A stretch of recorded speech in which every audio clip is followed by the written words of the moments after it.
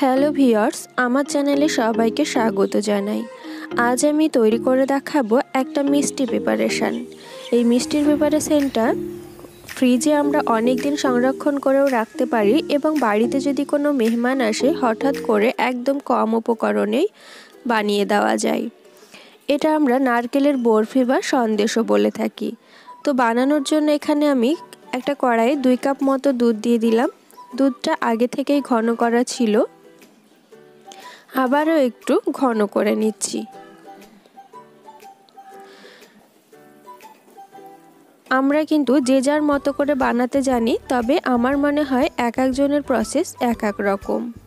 তো আমি যেইভাবে বানিয়েছি সেমভাবে একটু বানিয়ে দেখবে, খেতে কিন্তু অনেক টেস্টফুল হবে।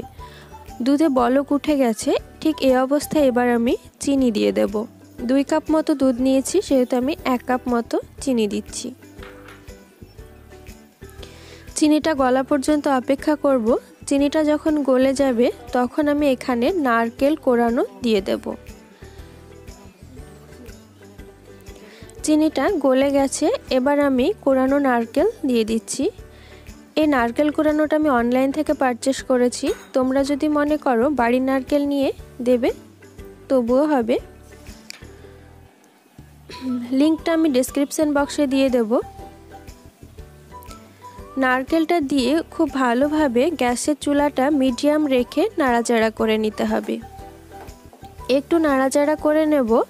তারপরে এখানে আমি দিয়ে দেব 2 চামচ মতো কনডেন্স মিল্ক।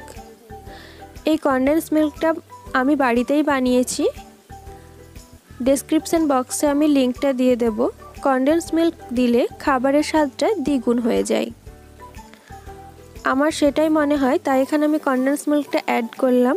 কনডেন্স মিল্কটা অ্যাড করার পরে আবারও খুব ভালোভাবে আমি নাড়াচাড়া করে নিচ্ছি। আবারও বলছি, গ্যাসের ফ্লেমটা কিন্তু একদমই মিডিয়াম করা আছে। এবার আমি এখানে এলাচ আর দারচিনি গুঁড়ো করে নিয়েছি, সেই গুঁড়োটা আমি দিয়ে দিলাম। একটা স্মেল আসবে বলে আমি দিলাম। দেওয়ার পরে একটু নাড়াচাড়া করে নিচ্ছি। দেখুন আস্তে আস্তে কিন্তু ড্রাই হয়ে যাচ্ছে, কড়াই থেকে ছেড়ে আসছে। এইভাবে প্রায় 5 থেকে 7 মিনিট মতো নাড়াচাড়া করে ড্রাই করে নিতে হবে।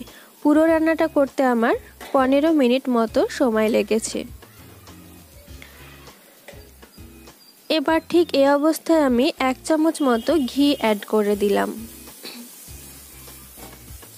ঘিটা অ্যাড করার পরে আবারও 2 থেকে 3 মিনিট নাড়াচাড়া করে একটু শক্ত করে নিতে হবে, যাতে আমরা বরফি বা সন্দেশের আকারে গড়তে পারি।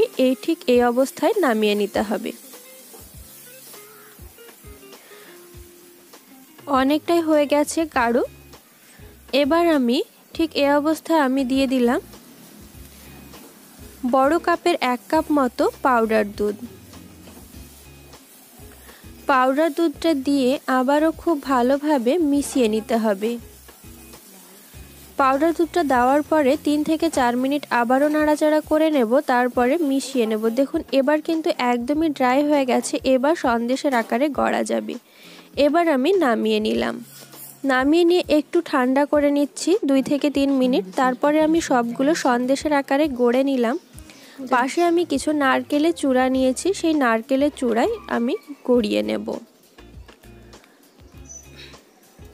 সবগুলো গড়িয়ে নিয়ে ফিরে আসছি। সবগুলো গড়ানো হয়ে গেল, তৈরি হয়ে গেল নারকেলের সন্দেশ।